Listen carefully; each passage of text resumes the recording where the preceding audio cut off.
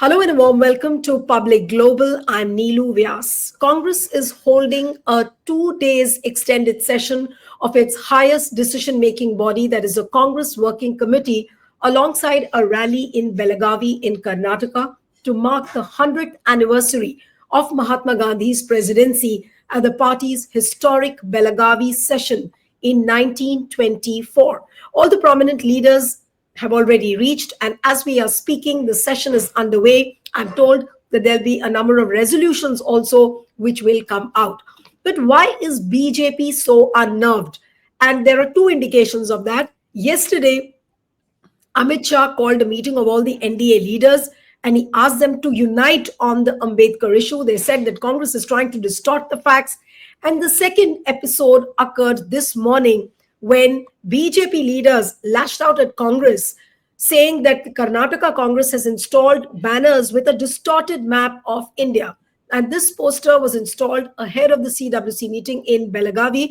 And supposedly, these posters have portrayed Kashmir as part of Pakistan. And the senior BJP leaders have started accusing the opposition group of vote bank politics. And they insisted that this was evidence of the party's links to powers that are trying to break India. So, this combination of Mahatma Gandhi and Ambedkar, this is the narrative which Congress is trying to propel from here on after Belagavi. What kind of a difference will it make to Congress? What is the impact it will have on country's politics? And is BJP really jittery of Congress appropriating the narrative on Ambedkar as well as now Mahatma Gandhi? Joining me now is renowned historian, author, columnist Mridula Mukherjee. Thank you so much, ma'am, for joining. It's always wonderful to have you on the program, especially on a day like this when such an important extended CWC session is being conducted in Belagavi. Do you think that BJP is really unnerved with this combo of Ambedkar and Mahatma Gandhi? Well, it seems so. I think they did get very unnerved by the instant and very strong reaction to Amit Shahji's statement in Parliament, which clearly, I think, called out for that kind of reaction, if I may say so. It was clearly a statement which there's no ambiguity about what was meant, despite the attempts to now whitewash it and say that, it's being misconstrued and a narrative is being built. But I think anybody who hears that statement can make out, and it may have been done inadvertently, I don't know, but anybody can make out that certainly that statement does not demonstrate any great respect for Ambedkar, you know. So I think now, as far as Gandhiji's legacy is concerned, we do know that despite the BJP's attempts to appropriate it through imagery of khadi, for example, or through the Swachh Bharat Abhiyan by making Gandhi the kind of emblem of that, and public kind of uh, what shall I say, displays of respect and affection for Gandhiji on his birthday, and when the Prime Minister visits Sabarmati Ashram with some dignitaries. There is always a lot of attempt to show that they hold the Mahatma in high regard. But the thing is that this is something about history. You can't really whitewash it, and you can't really change it.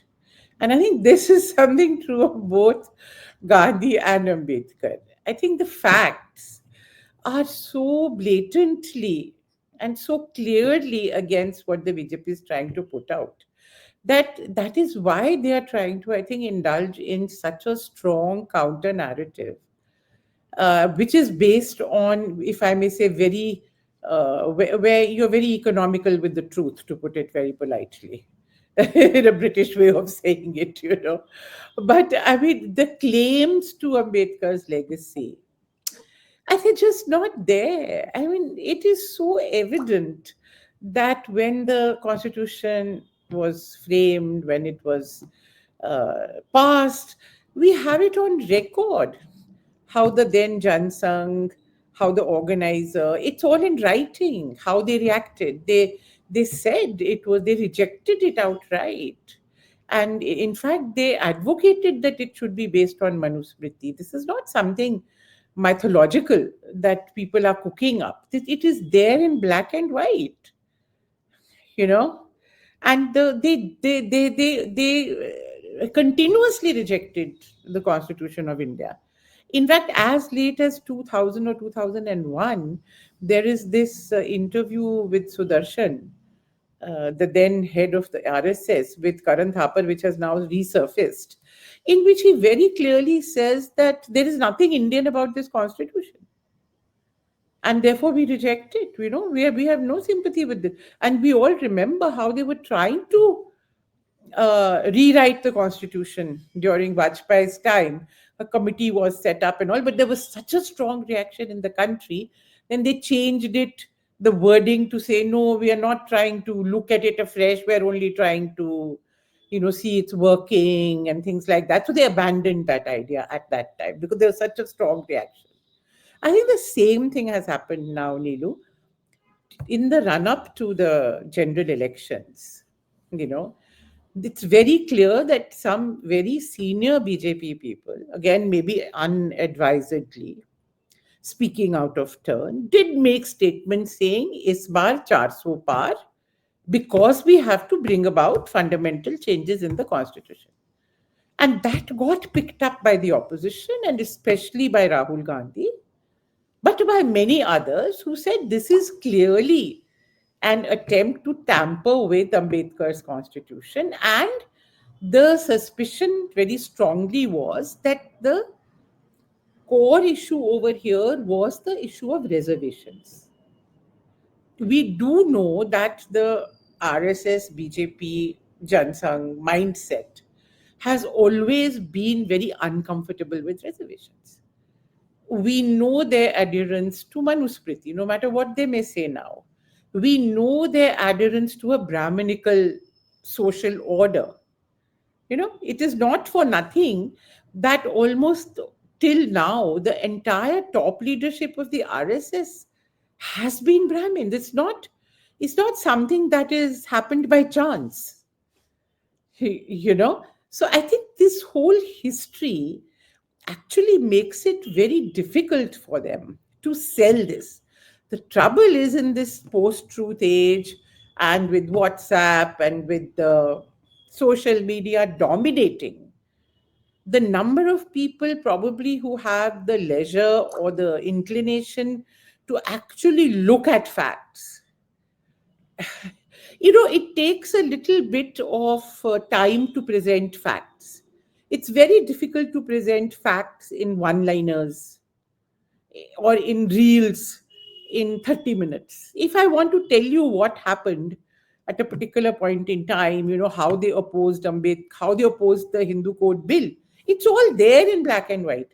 But it will take me at least 2 minutes to say so. Now, the trouble is that they're really taking advantage of this short attention span, especially of the youth, who have been fed on this kind of, what shall I say, diet, where they've lost the ability to engage with anything seriously for any period of time. But I still think that you can only take it a little far. Truth has a way of coming back and hitting you. You may win for some time. You can rake up controversies. It's very nice to say, oh, on a poster, Jammu and Kashmir is, Congress poster, Jammu and Kashmir is shown as being part of Pakistan. And this is the policy of appeasement. Now, which fool will buy that? Okay, I don't know anything about this poster controversy. Maybe some local people there made a mistake. And you know what happens? How do people design posters? They tell the local guy down the line, put a map here, put this photo here, put that photo. It's probably some printer, who picked up any map that there was and nobody had the time to check it. And it got, this doesn't mean this is Congress policy. That After all, who integrated Jammu and Kashmir into India? Was it the BJP which integrated Jammu and Kashmir into India? No, it was the Congress party, led by Mahatma Gandhi, Jawaharlal Nehru, Sardar Patel. Gandhiji was also alive. By the way, when India went to war with Pakistan virtually, at the time of the accession of Kashmir, Gandhiji was alive. We forget that. And it had his approval. He died a few months later. Right. But, ma'am, everybody knows what Mahatma Gandhi's contribution to the country has been, how umbilical a connection of Mahatma Gandhi has been with Congress. But when Congress tries to celebrate this 100th anniversary of the Mahatma Gandhi's presidency, what does it really mean for Congress and the country as well? And of course, the political message is that, Congress is trying to revive and rejuvenate this whole memory of Mahatma Gandhi. But BJP is jittery about it, because all this while BJP has been trying to appropriate this icon by introducing him to the Swachh Bharat, then Modi ji going and garlanding the statues globally across. But then you have your Godse worshippers, within the country. So Yeah. what does it really mean for Congress as well as for the country's politics, this particular moment of 100th anniversary of Mahatma Gandhi's presidency? Yes, ma'am. I think it's a very important moment, and I'm very happy that the Congress Party has treated this as a very important marker, just as they have celebrated, the 100th, uh, the centenary of the Congress in 1989 in a very big way, and other occasions like 125th anniversary. I think this was the only time that Mahatma Gandhi actually functioned as the president of the Congress, because as you know, the president of the Congress was somebody, Shiv, who changed from year to year. Being president of the Congress did not mean that you were, you were the one who were the supreme leader. Gandhiji did become the supreme leader of the Congress, accepted by all from 1920 onwards. But he only accepted the presidency in one particular year. That was 1924. And, I think it's an important moment for us to remember, and also to remember many things about that time.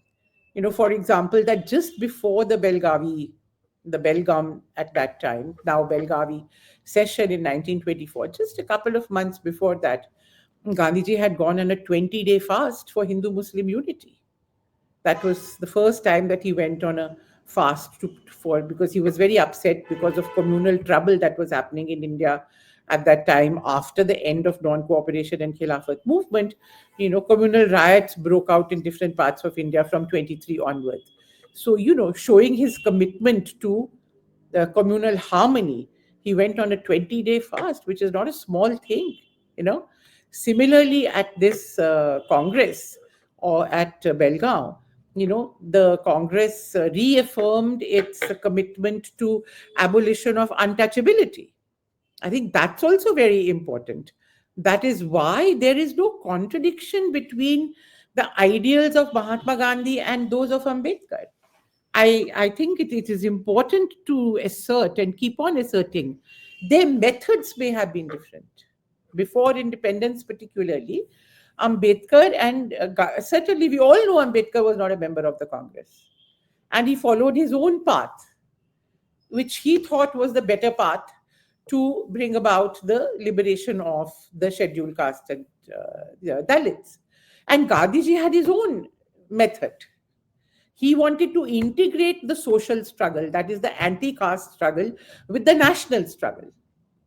I think that's very important.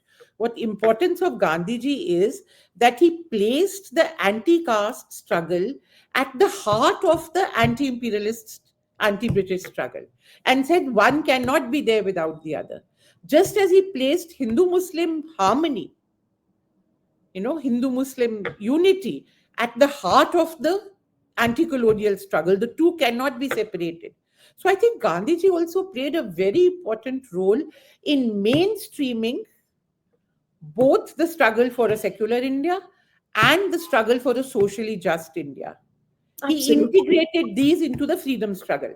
And that is a great contribution. One can disagree, as Ambedkar did, with some of Gandhiji's methods. That's a matter which can continue. But there Right. is no doubt that their objective was the same, a casteless India and a socially harmonious India. But ma'am, what does it mean for Congress from here on after Belagavi session? What does Congress need to do? Will they go on fasts like Mahatma Gandhi did? I mean, in terms of the organizational structure and in terms of their planning of the narratives, how will they unfold? Because if you remember during the Udaipur Chintan Shivir, much was being discussed, and then started the Bharat Jodo Yatra, and a lot of things changed for Congress from there on. So, what my question to you is that what will change in Congress after the Belagavi session, really? See, one cannot predict, what will change or not change. But if, as you yourself have given the example of how after the last session in Raipur, wasn't it?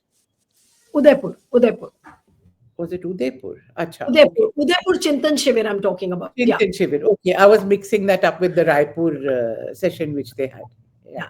Okay. Now the I think the Bharat, in my understanding as a historian, the Bharat Jodo Yatra has been has brought about a fundamental change in the politics of the country. Why? Not only because of the impact it has had on the people of India, but I think it is, after a long time, an attempt to give a different idiom, a different direction, a different flavor to our politics. I think to take it out of the rut of electoral politics, to say that there is politics beyond elections, beyond parliament. There is a politics of the people, politics of resistance, politics of movement, which is what we had before independence.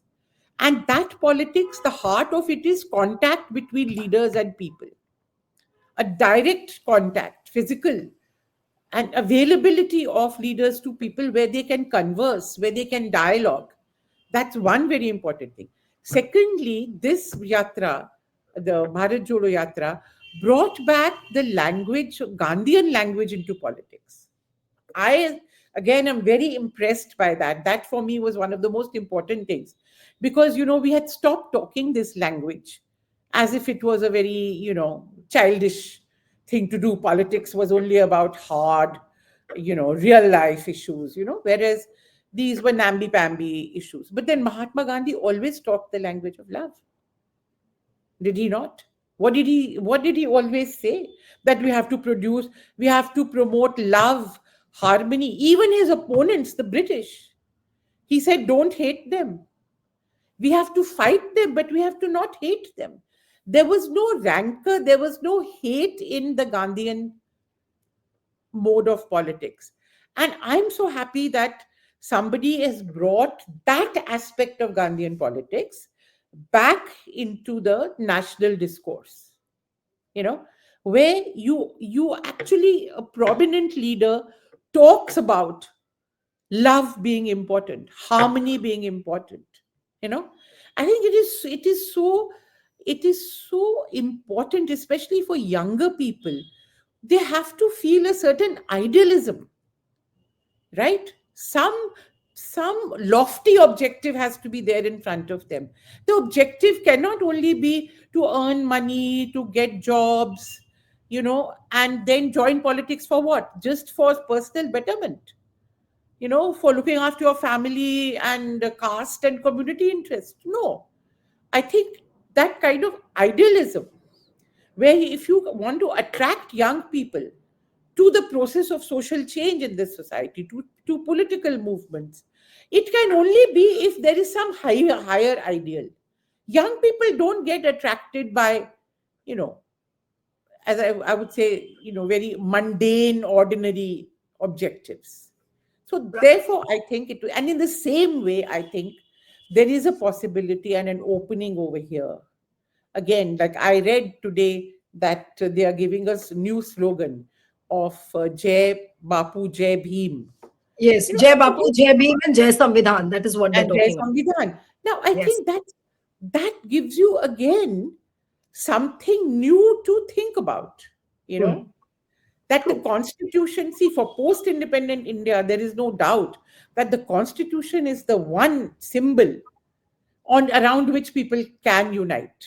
It is also a document that protects your civil liberties, it protects your social rights, you know, for example, untouchability, the fight against caste system, etc., etc. It's also the symbol of secularism in this country, and economic justice. So there are so many things in the constitution which can be an ideal for a society. It is in fact full of lofty ideals, scientific temper. So I think bringing in the constitution and bringing in both Bapu and Ambedkar together, I think it's very important, because I do believe that there is no contradiction between the two, however much we may try to now project that. And so here I just want to say this, that it's important to tell people today that it was Gandhiji who was responsible for Ambedkar being made the chairman of the drafting committee of the Congress, of Yes. the Constitution. All right, Congress was in a majority. It had no obligation to bring in somebody who was not a congressman.